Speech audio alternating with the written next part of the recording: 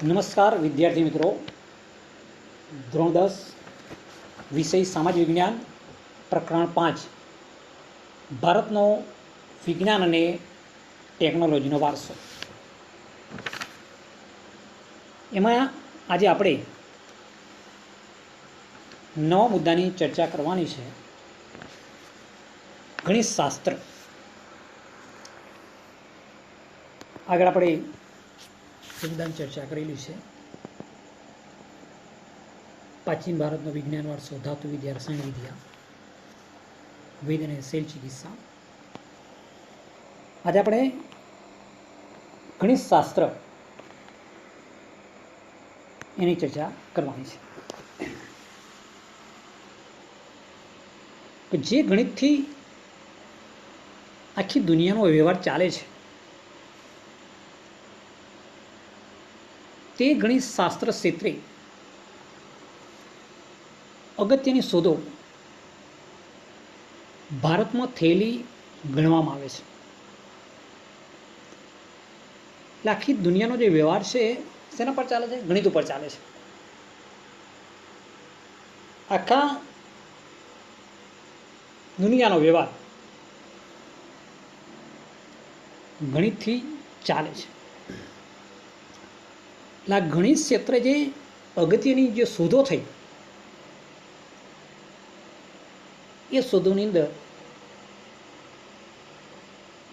ભારતમાં થયેલી ગણવામાં આવે. જે કંઈ શોધ થઈ, અગત્યની શોધ, એ બધી ક્યાં થઈ? તો ભારતમાં થઈ. કે ભારતે દુનિયાને શૂન્યની શોધ,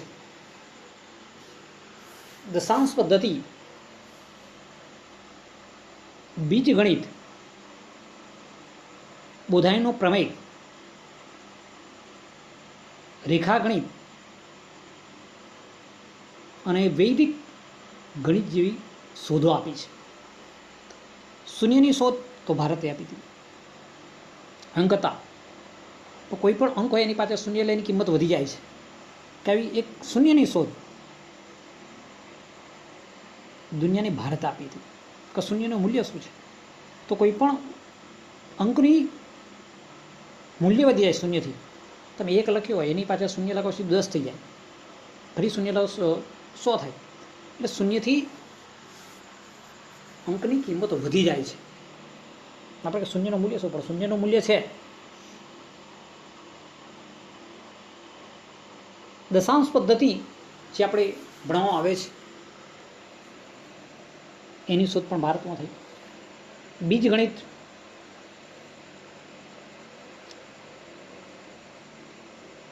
બોધાયનનો પ્રમેય જે ગણિતમાં તમે ભણી રહ્યા છો,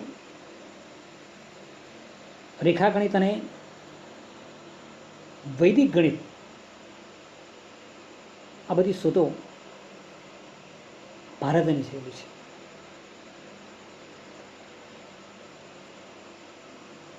એટલે તમે 10માના વિદ્યાર્થીઓનું ગણિત ભણી રહ્યા છો, અને અહીંયા સામાજિક વિજ્ઞાનની આપણે ગણિતનો મુદ્દો છે, ગણિતશાસ્ત્ર મુદ્દો આવી શકે, સમજવા જેવો છે.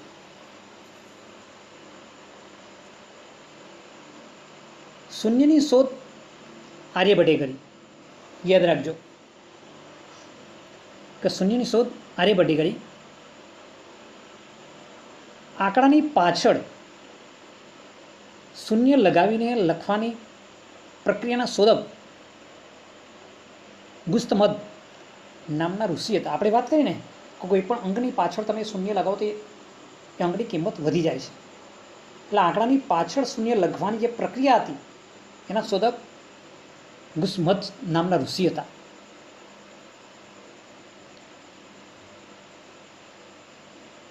પ્રાચીન ભારતના જે ગણિતજ્ઞોએ એકની પાછળ 53 શૂન્ય મૂકવાથી બનતી સંખ્યાઓના નામ નિર્ધારિત કર્યા છે. કે પ્રાચીન ભારતના જે ગણિતજ્ઞો થઈ ગયા, એમણે એકની પાછળ 53 શૂન્ય મૂકવાથી બનતી સંખ્યાઓના નામ નિર્ધારિત કર્યા છે. મોહેંજો-દડો અને હડપ્પાના જે અવશેષોમાં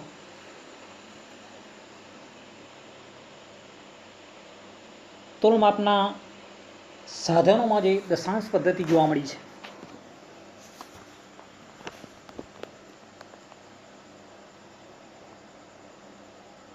એટલે મોહેંજો-દડો, હડપ્પા, અસર સુધી આપણે ગણીએ છીએ, તેના અવશેષોના જે તોલમાપના સાધનોમાં જે દશાંશ પદ્ધતિ છે એ જોવા મળી છે.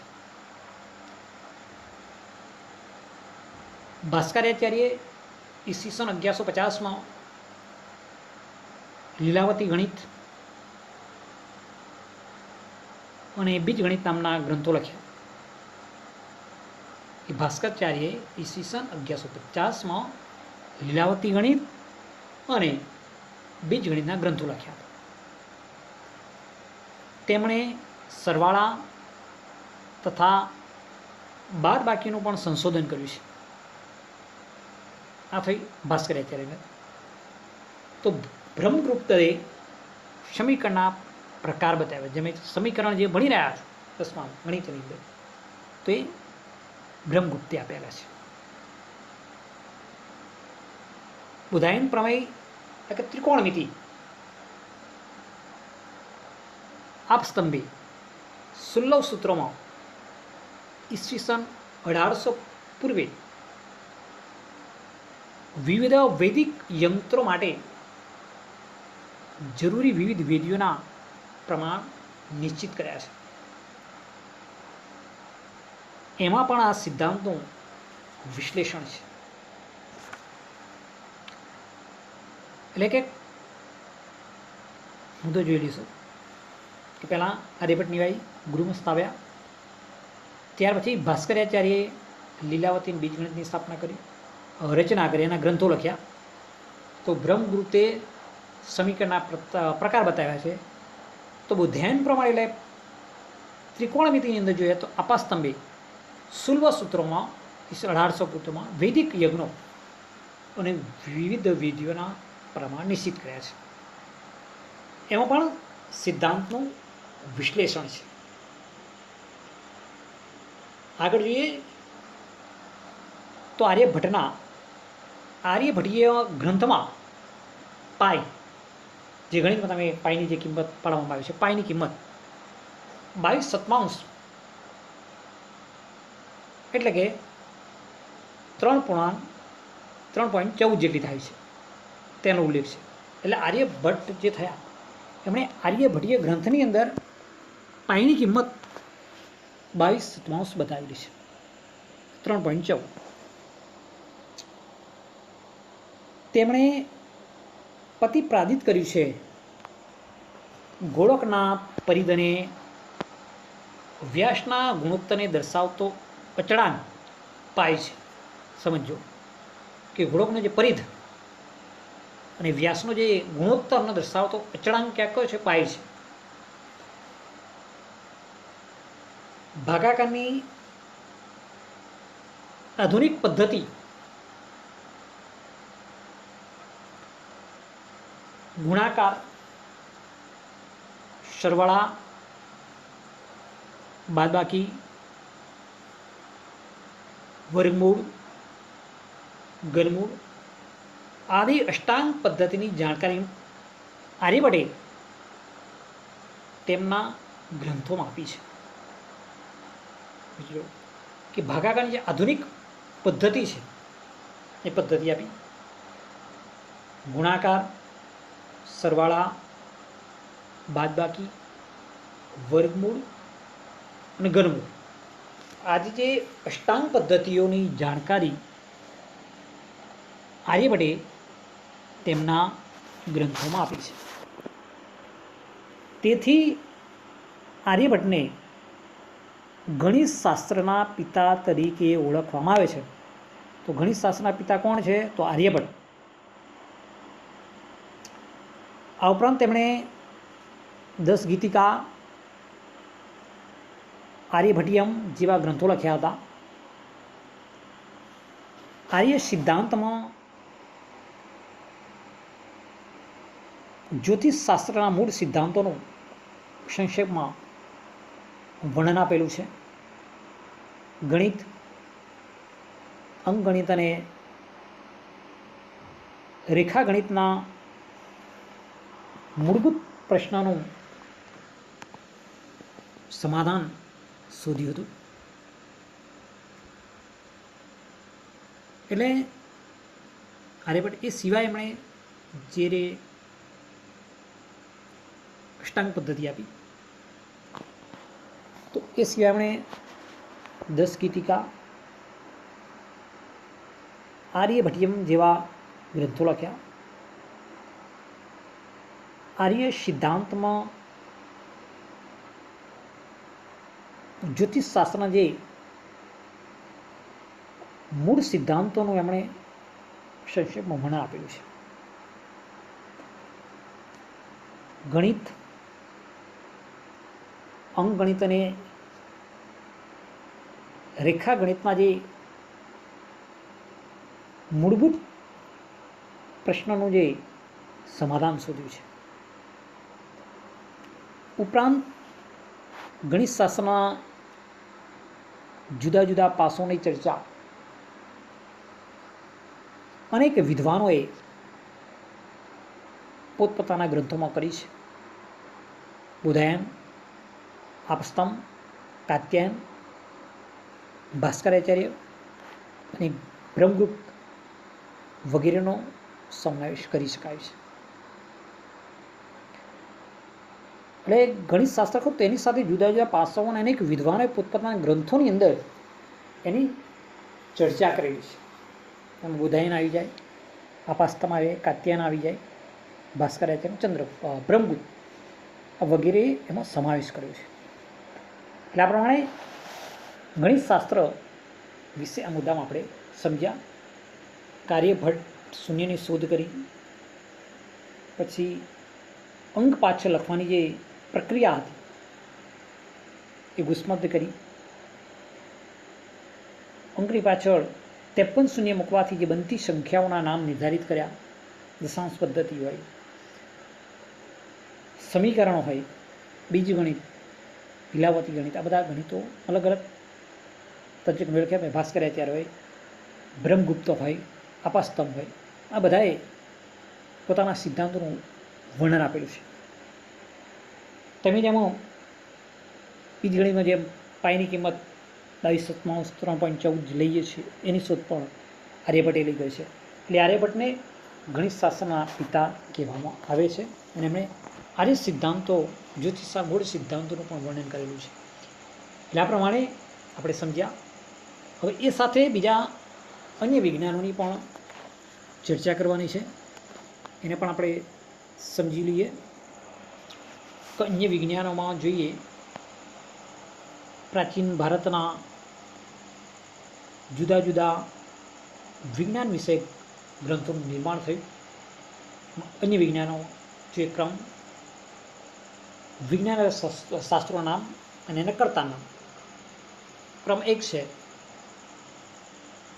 વિજ્ઞાન આધારિત શાસ્ત્રનું નામ છે પ્રજનન શાસ્ત્ર, એના કર્તા છે બ્રાભવ્ય પાંચાલ. બીજું છે ચિકિત્સા સંગ્રહ, ચક પાણીદત્ત. ત્રીજું છે કામસૂત્ર, વાત્સાયન. ચોથું છે વૃક્ષ આયુર્વેદ, મહામુનિ પારાશર. પાંચમું છે યોગશાસ્ત્ર, મહર્ષિ પતંજલિ. યંત્ર સર્વસ્વ, મહર્ષિ ભારદ્વાજ. સાતમું છે કાલગણના, શકમુનિ. આ પ્રમાણે અલગ અલગ વિજ્ઞાનિક શાસ્ત્રો અને એના કર્તાઓની આપણે ચર્ચા કરેલી છે. એટલે ગણિતશાસ્ત્ર અને એ સિવાયના અન્ય જે વિજ્ઞાનો જે આપણે જોયા એની ચર્ચા અહીંયા કરેલી છે. અલગ અલગ જે કર્તાઓ એમણે અલગ અલગ ગ્રંથોનું જે નિર્માણ થયું છે પ્રાચીન સમયની જે વાત કરીએ તો જુદા જુદા વિજ્ઞાન વિષયકરના ગ્રંથોને એમણે નિર્માણ કરેલું. જેમ જેમ સમય થતો હોય એ પ્રમાણે એમણે આ ગ્રંથોનું નિર્માણ કરેલું છે. હવે આગળનો મુદ્દો છે આપણો પાઠ નંબર 40 પાઠ્યપુસ્તક જોઈશું. ખગોળશાસ્ત્ર અને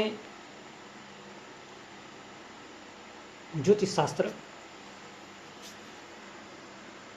શાસ્ત્રોમાં ખગોળશાસ્ત્ર સૌથી પ્રાચીન છે. બધા શાસ્ત્રોમાં સૌથી પ્રાચીનમાં પ્રાચીન કોઈ હોય તો આ ખગોળશાસ્ત્ર છે. ખગોળશાસ્ત્રને લગતા ઘણા ગ્રંથો ભારતમાં લખાયા છે. આ બધા જે ગ્રંથોમાં પ્રાચીન વિદ્યાપીઠમાં વ્યવસ્થિત અને ઊંડો અભ્યાસ કરવામાં આવતો હતો કે આજે ગ્રંથો ખગોળશાસ્ત્રના હતા અને આ ગ્રંથો મોટાભાગના ભારતમાં લખાયેલા છે. આ બધા જ ગ્રંથોનો પ્રાચીન જે આપણી વિદ્યાપીઠો હતી એ બધી વિદ્યાપીઠોની અંદર આ ગ્રંથોનો વ્યવસ્થિત અને ઊંડો અભ્યાસ કરવામાં આવતો. ગ્રહોને તેમની ગતિ, ગ્રહો વિશે આપણે સમજીએ છીએ તો ગ્રહો અને એમની ગતિ શું છે તે નક્ષત્રો તથા અન્ય આકાશી પદાર્થો વગેરે ઉપરથી ગણતરી કરીને ખગોળ અને જ્યોતિષશાસ્ત્રનો સારો વિકાસ થયો હતો.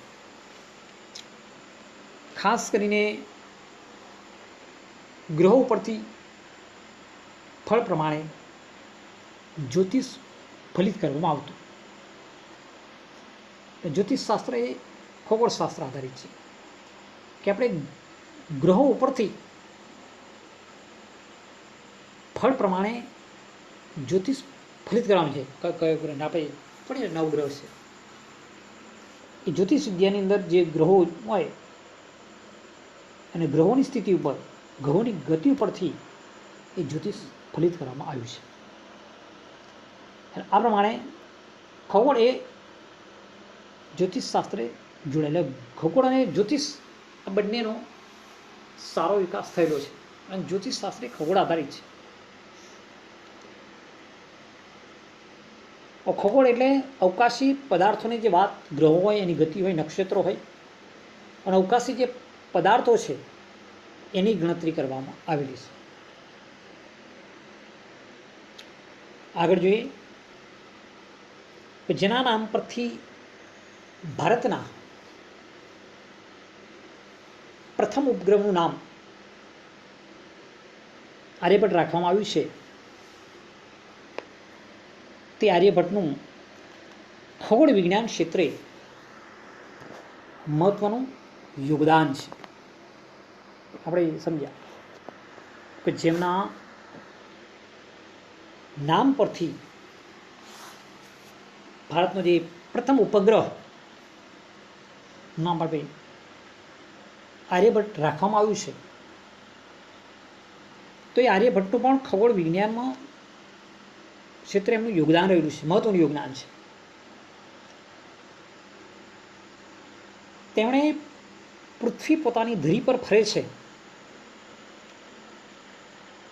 તથા ચંદ્રગ્રહણનું સાચું કારણ પૃથ્વીનો પડછાયો છે તેમ સાબિત કર્યું. જેને વિદ્વાનો અજરભર નામથી સંબોધતા હતા. એ જ રીતે બ્રહ્મગુપ્તે બ્રહ્મ સિદ્ધાંત ગ્રંથમાં ગુરુત્વાકર્ષણના નિયમનો પણ ઉલ્લેખ કર્યા છે. વિકાસ ખગોળશાસ્ત્રીઓ જે છે એ સાથે વિજ્ઞાનને લઈને પણ ચાલે છે કે પૃથ્વી પોતાની ધરી પર ફરે છે. આ આર્યભટ્ટે શોધ્યું છે. ચંદ્રગ્રહણનું સાચું કારણ તો પૃથ્વીનો પડછાયો છે એમ સાબિત કર્યું છે. અને જેને વિદ્વાનો અજરભર નામથી સંબોધતા હતા. એ જ રીતે બ્રહ્મગુપ્તે બ્રહ્મ સિદ્ધાંત ગ્રંથમાં ગુરુત્વાકર્ષણના નિયમોનો પણ ઉલ્લેખ કર્યા છે. એટલે આ પ્રમાણે ખગોળ અને જ્યોતિષ એકબીજા સાથે જોડાયા છે. આગળ વાત કરીએ તો જ્યોતિષ શાસ્ત્રને તંત્ર, હોરાને, સંહિતા એવા 3 ભાગમાં વહેંચનાર વરામિહિર મહાન ખગોળવેતા તથા જ્યોતિષશાસ્ત્ર હતા. સમજવા જેવું છે કે ભાઈ જ્યોતિષશાસ્ત્રની જે વાત કરીએ છીએ એની અંદર તંત્ર, હોરાને, સંહિતા એવા 3 ભાગમાં વહેંચનાર વરામિહિર આ નામ સાંભળેલું છે. તો એ મહાન ખગોળવેતા તથા જ્યોતિષશાસ્ત્ર હતા. તેમણે બૃહદ સંહિતા નામના ગ્રંથની રચના કરી, જેમાં આકાશી ગ્રહોની માનવીના ભવિષ્ય પર થતી અસરો, મનુષ્યના લક્ષણો, પ્રાણીઓના વર્ગો, લગ્ન સમય, તળાવો, કુવાઓ, બગીચા, ખેતરોમાં વાવણી વગેરેના પ્રસંગોમાં શુભ મુહૂર્તોની માહિતી દર્શાવી છે.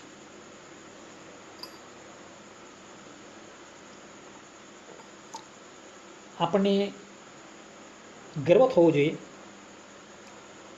કે આપણા પૂર્વજોએ વિવિધ વિદ્યામાં કેવી નિપુણતા ધરાવતા હતા. એટલે ખગોળશાસ્ત્ર, જ્યોતિષશાસ્ત્ર હોય, આ બધાની અંદર આપણા જે વિદ્વાનો છે કે આપણા પૂર્વજોએ એ પૂર્વજો વિદ્યાની અંદર વિવિધ જે જુદી જુદી વિદ્યાઓ છે એમાં પોતે કેવા નિપુણ છે એ આપણે જોયું છે. ચાહે આર્યભટ્ટ હોય, બ્રહ્મગુપ્ત હોય કે વરામિહિર હોય, એમણે જે રચના કરેલી છે જે ગ્રંથોની, એની અંદરથી આપણને સચોટ માહિતી પ્રાપ્ત થાય છે કે આપણે જોઈએ ભીવાડ તો ખગોળશાસ્ત્ર, જ્યોતિષશાસ્ત્રની અંદર કે આપણા જે શાસ્ત્રોની અંદર સૌથી પ્રાચીન ગ્રંથ જે કયો છે એ ખગોળશાસ્ત્ર છે. એટલે અવારનવાર ખગોળીય જે ઘટનાઓ બને છે ટીવી માધ્યમો, સોશિયલ મીડિયા દ્વારા, અખબારોની અંદર કે ચંદ્રગ્રહણ, સૂર્યગ્રહણ હોય કે બુધ દેખાશે, ગુરુ દેખાશે, શુક્ર આ દિશા મૂકશે, મંગળ દેખાશે, આ શું છે? ગ્રહો જે નજીક આવે છે, ગ્રહોની હલચલ એ ખગોળને આધારે છે. અને ખગોળશાસ્ત્રને જે લગતા જે ગ્રંથો છે એ બધા પાછા ભારતમાં લખાયેલા છે. આ ગ્રંથોનો તે સમયની આપણી પ્રાચીન જે વિદ્યાપીઠો હતી એની અંદર એનો ઊંડો અને વ્યવસ્થિત અભ્યાસ કરવામાં આવ્યો છે. ગ્રહો હોય ને ગ્રહોની ગતિ, નક્ષત્ર અને જે અવકાશી જે ગ્રહો છે, બીજા પદાર્થો, એના ઉપરથી ગણતરી કરવામાં આવે છે. અને ગણતરી કરીને ખગોળને આધારે જ્યોતિષશાસ્ત્રનો વિકાસ થયો છે. એટલે ખગોળ અને જ્યોતિષ એકબીજા સાથે જોડાયેલા છે. ખગોળીય ઘટનાઓ એ આકાશની ઘટનાઓ છે. જ્યોતિષ એ મનુષ્યના જીવન સાથે જોડાયેલું છે. એટલે ગ્રહોની ગણતરી કરીને જ્યોતિષશાસ્ત્ર ગ્રહો પરથી ફળને પ્રમાણે જ્યોતિષ ફલિત કરવામાં આવ્યું છે.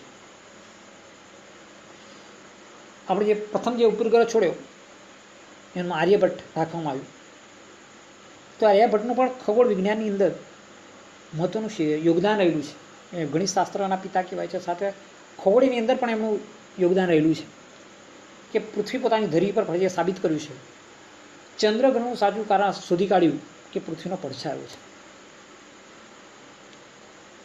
બ્રહ્મગુપ્તે બ્રહ્મ સિદ્ધાંત ગુરુત્વાકર્ષણનો નિયમ આપ્યો છે. મહાન ખગોળવેત્તા વહામેરીએ જ્યોતિષશાસ્ત્રના હતા. તેમણે જ્યોતિષશાસ્ત્રની અંદર જે તંત્ર હોરાન સંહિતા એવા 3 ભાગમાં વહેંચણી કરી છે. ભૃગુ સંહિતાની અંદર, બૃહદ સંહિતા નામના ગ્રંથની અંદર જે રચના કરી એની અંદર આકાશ ગ્રહોની માનવીના ભવિષ્ય પર થતી અસરો, મનુષ્ય લક્ષણોની વાત કરી છે. પ્રાણીઓના વર્ગો પાડ્યા, લગ્ન સમય, તળાવો, કુવાઓ, બગીચા, ખેતરોમાં ક્યારે વાવણી કરવી વગેરેના શુભ મુહૂર્તોની માહિતી દર્શાવી છે. આપણે જે મુહૂર્ત કાઢીએ ને, લગ્ન સમયે કાઢીએ, વાવણી કરવાની હોય તો શુભ પ્રસંગે, તો એ શુભ મુહૂર્તોની માહિતી એમણે દર્શાવી છે. અને આપણને ગર્વ થવો જોઈએ કે આપણા પૂર્વજો કેવી કેવી વિદ્યાની અંદર કેવી નિપુણતા ધરાવતા હતા. એટલે આ પ્રમાણે આપણે ખગોળ અને જ્યોતિષશાસ્ત્ર વિશે સમજ્યા. હવે આપણે આગળનો મુદ્દો લેવાનો છે વાસ્તુશાસ્ત્ર.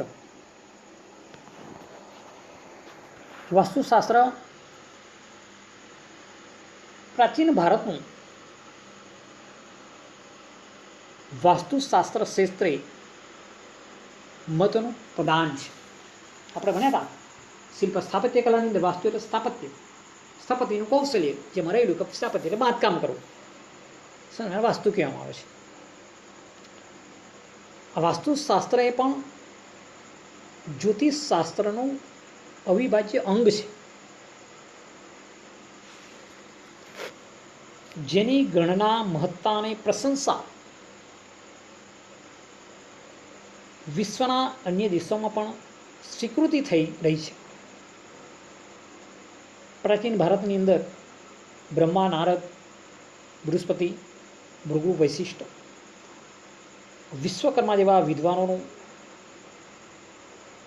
વાસ્તુશાસ્ત્રમાં અનોખું પ્રદાન છે. કે પ્રાચીન ભારતની અંદર વાસ્તુશાસ્ત્રનું જે પ્રદાન રહેલું છે ખૂબ મહત્વનું છે. જે કંઈ બાંધકામો થયા એ વાસ્તુશાસ્ત્ર આધારિત થયા છે. અને વાસ્તુશાસ્ત્ર એ પાછું જ્યોતિષશાસ્ત્રનું અવિભાજ્ય અંગ, કે વાસ્તુ અને શાસ્ત્ર જોઈ દે એટલે વાસ્તુ જ્યોતિષશાસ્ત્ર સાથે સંકળાયેલું છે. એની જે ગણના છે, મહત્તા છે, એની પ્રશંસા વિશ્વના અનેક દેશોએ પણ સ્વીકૃતિ કરી છે. પ્રાચીન ભારતની જો વાત કરીએ તો બ્રહ્મા, નારદ, બૃહસ્પતિ, ભૃગુ, વશિષ્ઠ, વિશ્વકર્મા જેવા વિદ્વાનોએ વાસ્તુશાસ્ત્રમાં એમનું પણ અનોખું પ્રદાન છે. વાસ્તુશાસ્ત્રમાં રહેવાની જગ્યા, મંદિર, મહેલ, અશ્વશાળા, કિલ્લા, શાસ્ત્રગ્રહ, નગર વગેરે રચના કેવી રીતે કરવી, કઈ દિશામાં કરવી તે દર્શાવેલું હોય છે. કે વાસ્તુશાસ્ત્ર મુજબ આપણે જે જોવા જઈએ તો એની અંદર પ્રથમ તો રહેવાની જગ્યા, એની કેવી રીતે રચના કરવી અને કઈ દિશામાં હોવી જોઈએ તે દર્શાવેલું હોય છે.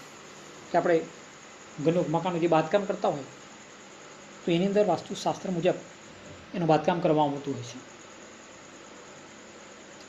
અને વિશ્વકર્મા વાસ્તુશાસ્ત્ર દેવ ગણવામાં આવે છે. એટલે વાસ્તુ એક દરેક ધર્મ સાથે જોડાયેલું છે. એમ ખાસ કરીને આપણા હિન્દુ ધર્મની અંદર મોટાભાગનું જે બાંધકામ થતું હોય એ વાસ્તુશાસ્ત્ર આધારિત થતું હોય છે. કે પ્રથમ તો આપણું જે રહેવાનું મકાન છે, રહેઠાણની જગ્યા, એ આપણે પસંદ કરીએ વાસ્તુ કેવી રીતે કરવી અને કઈ દિશામાં દર્શાવેલું છે. મંદિર હોય, મંદિરનું બાંધકામ કેવી રીતે કરવું, કઈ દિશામાં કરવું. મહેલ હોય, અશ્વશાળા હોય, કિલ્લાનું બાંધકામ કરવાનું હોય, શસ્ત્રાગાર હોય, નગર, આ વગેરેની રચના કેવી રીતે કરવી અને કઈ દિશામાં કરવી તે દર્શાવેલું હોય છે. બૃહદ સંહિતામાં વાસ્તુશાસ્ત્રનો ઉલ્લેખ જોવા મળે છે. 15મી સદીમાં મેવાડના રાણા કુંભાએ વાસ્તુશાસ્ત્રના પુનરુદ્ધાર કરાવ્યો. કે આપણે વાસ્તુશાસ્ત્રનો જે બૃહદ સંહિતાની અંદર વાસ્તુનો ઉલ્લેખ જોવા મળે છે. તો 15મી સદીની અંદર રાણા કુંભાએ વાસ્તુશાસ્ત્ર પુનરુદ્ધાર એટલે ફરીવાર એને તૈયાર કરાવ્યું છે, એટલે ફરીથી ઉદ્ધાર કરાવ્યો છે. વાસ્તુશાસ્ત્રને 8 ભાગમાં વહેંચનાર દેવોના પ્રથમ સ્થપતિ વિશ્વકર્માને માનવામાં આવે છે. સમજવા જેવું છે, ખાલી બાબત સમજી લેજો કે વાસ્તુશાસ્ત્રને 8 ભાગમાં વહેંચનાર દેવોના પ્રથમ સ્થપતિ વિશ્વકર્માને માનવામાં આવે છે. વાસ્તુશાસ્ત્રમાં જગ્યાની પસંદગી, વિવિધ આકારો, રચના, કદ, વસ્તુઓની ગોઠવણી, દેવ મંદિર, બ્રહ્મસ્થાન, ભોજન કક્ષ, શયનખંડ આદિ વિવિધ સ્થાનોની માહિતી આપવામાં આવી હોય છે. એટલે વાસ્તુશાસ્ત્રની અંદર આવું હોય કે રહેવાની જગ્યા પસંદગી, એના વિવિધ આકારો હોય, એની રચના કેવી, કદ, વસ્તુની ગોઠવણી, દેવ મંદિર ક્યાં હોવું જોઈએ, બ્રહ્મસ્થાન ક્યાં હોવું, ભોજન કક્ષ ક્યાં હોવું, શયન કક્ષ ક્યાં હોવું, વિવિધ સ્થાનોની માહિતી આપવામાં આવી હોય છે. વાસ્તુશાસ્ત્રના દૃષ્ટિબિંદુમાં હવે પરિવર્તન આવ્યું છે. જ્યારે તેને હવે વિદેશોમાં પણ સ્વીકૃતિ મળી રહી છે. વિદેશના લોકો પણ વાસ્તુશાસ્ત્રને માનવા લાગ્યા છે કે કઈ દિશામાં મકાનનો દરવાજો, એટલે પૂર્વને આમ તો ઉત્તર આપણા હિન્દુ ધર્મ મુજબ, સાથે સાથે એની જે વસ્તુઓની ગોઠવણી, ભારે વસ્તુ હોય તો દક્ષિણ, નૈઋત્ય ખૂણો, દેવ મંદિર, ઈશાન ખૂણાની અંદર રસોડું હોય તો અગ્નિ ખૂણાની અંદર, જ્યારે ઘરની સ્ત્રી રસોઈ બનાવતી હોય તો એનું મુખ પૂર્વાભિમુખ એટલે પૂર્વ બાજુ હોવું જોઈએ. બ્રહ્મસ્થાન ઘરનો મધ્ય ભાગ, ભોજન કક્ષ, શયનખંડ એ દક્ષિણમાં, નૈઋત્ય વિભાગમાં હોવું જોઈએ. આ વિવિધ સ્થાનોની માહિતી આપેલી હોય છે. મકાનનું બાંધકામ કેવી રીતે કરવું તે આ બધી જ માહિતી વાસ્તુશાસ્ત્રમાં આપેલી છે. અને વાસ્તુશાસ્ત્ર મુજબ જો કરવામાં આવે તો ઘણું બધું લાભ પણ આપણને થતો હોય છે. એમાં જે બાબતો છે એ ખાસ મહત્ત્વની વસ્તુ છે કે શુદ્ધ હવા કેવી રીતે અને અશુદ્ધ હવા કેવી રીતે, શુભ તત્વો અને અશુભ તત્વોની જે વાત કરેલી હોય છે વાસ્તુશાસ્ત્રમાં કે ઘરમાં હંમેશા શુભ તત્વોનો વાસ હોવો જોઈએ, અશુભ તત્વો દૂર થવા જોઈએ.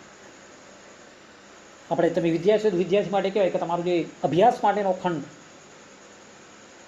એ ઉત્તર તરફ હોવું જોઈએ, કે તમે ઉત્તર તરફ મુખ રાખીને જો અભ્યાસ કરો તો અભ્યાસમાં સારી સફળતા મળે એવું વાસ્તુશાસ્ત્ર કહે છે. આપણો ઉલ્લેખ કરી લઈએ આપણે તો ઈશાન તરફ તમારું મુખ હોવું જોઈએ. ઈશાન તરફ મુખ રાખીને તમે વાંચવા બેસો, તમારા જે પાઠ્યપુસ્તકો છે એ પણ તમે ઈશાન બાજુના કબાટમાં મૂકો તો પણ તમને લાભ થાય એવું વાસ્તુશાસ્ત્ર કહે છે. બરાબર છે. વાસ્તુશાસ્ત્રનો અભ્યાસ કર્યો એટલા માટે આ માહિતી આપવાનું કારણ કે વાસ્તુશાસ્ત્રનો અભ્યાસ કરેલો છે. એના 2 પુસ્તકો પણ મારી પાસે છે, એટલે હું કહ્યું વાસ્તુશાસ્ત્ર જાણકાર નથી પણ મેં વાંચ્યું છે એટલા માટે તમને કહ્યો છે. જે શાસ્ત્રનો અભ્યાસ કર્યો છે, કદાચ આપણે વર્ગમાં હતો હું વાસ્તુશાસ્ત્ર લાવીને પણ બાળકોને નિદર્શન કરાવું કે આ વાસ્તુશાસ્ત્ર કહેવાય, એની અંદર આ બાબતો આપેલી છે. આપણે આજે યુટ્યુબ પરથી આપણે જ્યારે ભણી રહ્યા છીએ કે ઓનલાઈન ભણવાનું હોય તેની માહિતી તમને મળી રહે એ પ્રમાણે ચર્ચા આપણે કરેલી છે. એટલે આપણા જે ભારતની અંદર તો ખરું, સાથે સાથે વિદેશોમાં એને ફેંગશુઈ એવું નામ આપેલું હોય છે. ફેંગશુઈ કહેવામાં આવે છે કે વિદેશોમાં એનો સ્વીકાર કર્યો છે, કેવી રીતે બનાવટો મૂકવી જોઈએ. આ બધું બીજું આગળ જોઈએ તો આપણા પ્રાચીન ભારતના વિજ્ઞાનનું જ્ઞાન વિશ્વમાં સ્વીકાર્ય થયું છે. એટલે આપણે જે પ્રાચીન ભારતનું જે વિજ્ઞાન હતું એનું જ્ઞાન વિશ્વએ સ્વીકાર્યું છે. આપણા ભારતની સંસ્કૃતિ વિશાળ વૈવિધ્યસભર છે. તેમાં ધર્મ અને વિજ્ઞાન, પરંપરાગત આદર્શો, વ્યવહારિક જ્ઞાન અને સમજણનો સુબક સમન્વય થયો છે, જે વિશ્વના બહુ ઓછા દેશોમાં છે. આપણી સંસ્કૃતિમાં સંસ્કૃતિમાં અને સમાનતા જોવા મળે છે. દરેક વ્યક્તિના ધર્મ, જીવન પદ્ધતિ તથા મૂલ્યોમાં વૈવિધ્ય હોવા છતાં આપણા દેશમાં એકતાના દર્શન થાય છે. વિવિધતામાં એકતા એ ભારતીય સંસ્કૃતિનું મૂળભૂત લક્ષણ છે, એ ભૂલાવું ન જોઈએ. બધાની ચર્ચા કરીએ કે પ્રાચીન ભારતનું આપણે જે વિજ્ઞાન છે, આજે 5મું પ્રકરણ વિજ્ઞાન અને ટેકનોલોજી છે. તો આ જ્ઞાનનો જે સ્વીકાર વિશ્વએ કરેલો છે. ભારતની જે સંસ્કૃતિ વિશાળ અને વૈવિધ્યસભર છે.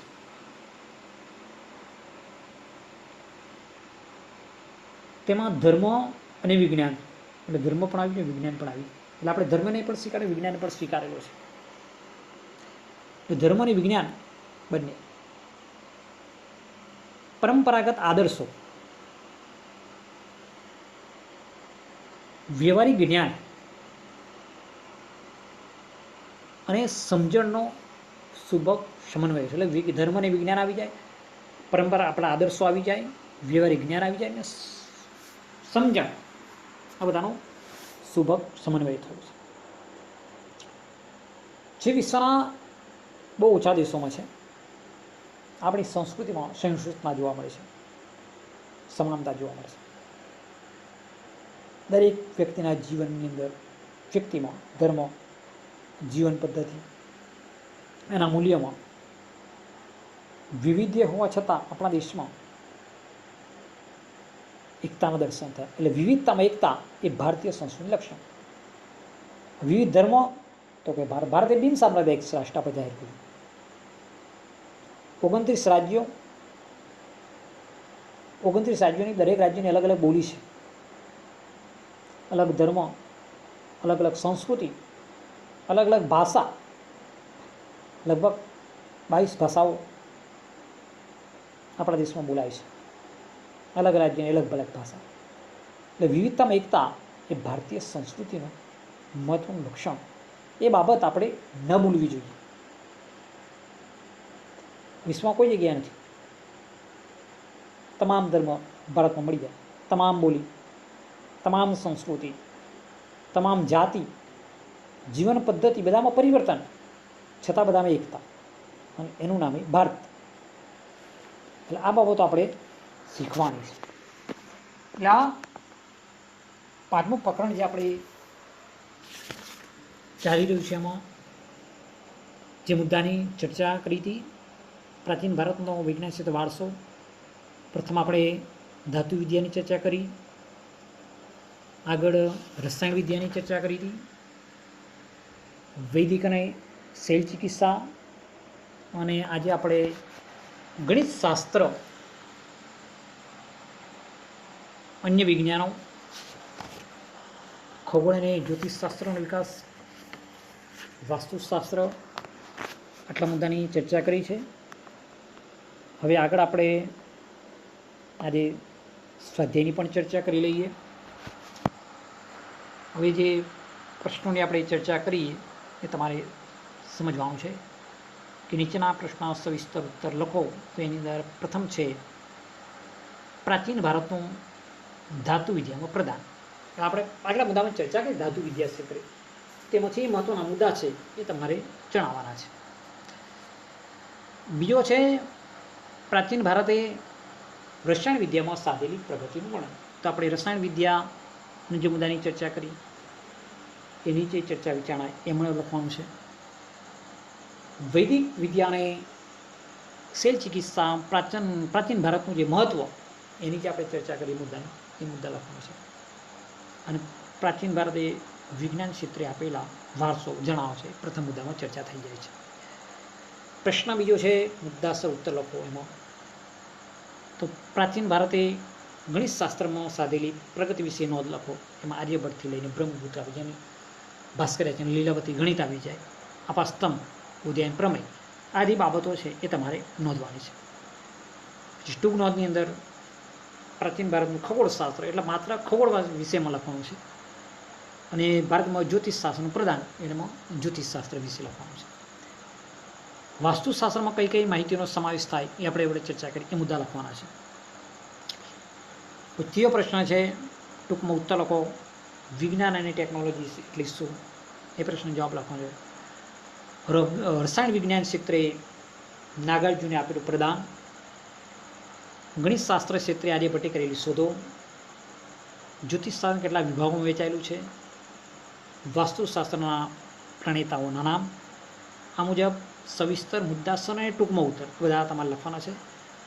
સાથે સાથે જે 7 વિકલ્પો આપેલા છે એ વિકલ્પો તમારે પાઠ્યપુસ્તકના આધારે અને જે વિકલ્પ આપ્યા છે સાચો વિકલ્પ પસંદ કરીને તમારે લખવાનું છે. એટલે આ પ્રમાણે આ પાઠની ચર્ચા આપણે અહીંયા કરેલી છે, મહત્ત્વના મુદ્દાની ચર્ચા કરેલી છે. આની જે પીડીએફ તમને આપવામાં આવે એટલે પીડીએફ મુજબ તૈયારી કરવાની, સાથે સાથે પાઠ્યપુસ્તક પણ સાથે રાખવાનું છે. જે મહત્ત્વના મુદ્દા હોય એને અલગથી તારવી લેવાના. તમે 10મા ધોરણના બાળકો છો એટલે લખવાનું ખાસ મહત્ત્વ રાખશો. આ એક તૈયારી કરવાની એક પદ્ધતિ કહીએ તો પણ ચાલે એવી છે કે તમે જે કંઈ મુદ્દા તમારે સામાજિક વિજ્ઞાન લખવાના છે તો એને જે મોસ્ટ અગત્યના જે મુદ્દા હોય એને પહેલાં અલગ તારવો, એને અલગ તારવી ને કાકો પ્રશ્ન તમે બનાવો ને એને સમજાવો. એટલે હું જે પીડીએફ આપું છું, પીડીએફમાં જે લખું છું એ પ્રમાણે હાસ્યો પાડીને મુદ્દાસર લખવાનું છે. એટલે સવિસ્તર હોય તો સવિસ્તર, મુદ્દાસર તો મુદ્દા પ્રમાણે, ટૂંકો એટલે ટૂંકા પ્રમાણે, આ પ્રમાણે એને લખવાનું છે. એક મુદ્દાને ટૂંકનોંધ પ્રમાણે, અને સચોટ જવાબ સવિસ્તર સાથે લખવાનો છે, મુદ્દા પ્રમાણે લખવાનો છે. એટલે લખવું એ ખૂબ જ મહત્ત્વનું છે. એટલે આજે પ્રકરણ 5 પણ આપણે ભારતનો વિજ્ઞાન અને ટેકનોલોજી વારસો એ આપણે આજે આ તાસ અહીંયા પૂર્ણ કરીએ છીએ. જે કંઈ મુદ્દાની આપણે ચર્ચા કરી છે કે પ્રાચીન ભારતનો વિજ્ઞાન ક્ષેત્રનો વારસો, એ મુદ્દાની ચર્ચા આગલા તાસમાં કરી હતી. ધાતુ વિદ્યાની ચર્ચા કરેલી છે, રસાયણ વિદ્યાની ચર્ચા કરેલી છે, વૈદિક વિદ્યાને શૈલ ચિકિત્સા, ગણિતશાસ્ત્ર અને ખગોળશાસ્ત્ર, જ્યોતિષશાસ્ત્ર અને વાસ્તુશાસ્ત્ર, આજે કઈ મુદ્દાની ચર્ચા કરીએ તમે તૈયાર કરશો અને પાઠ્યપુસ્તક PDF બંનેને સાથે રાખીને અભ્યાસ કરશો અને જે કંઈ મહત્ત્વના અગત્યના પ્રશ્નો લાગે એને લખવાની પ્રેક્ટિસ કરશો તો આપણને પરીક્ષામાં જરૂર સફળતા પ્રાપ્ત કરશે. આ પ્રકરણને આપણે અહીંયા પૂર્ણ કરી છે. નવા પ્રકરણ સાથે ફરી મળીશું. ત્યાં સુધી અસ્તુ.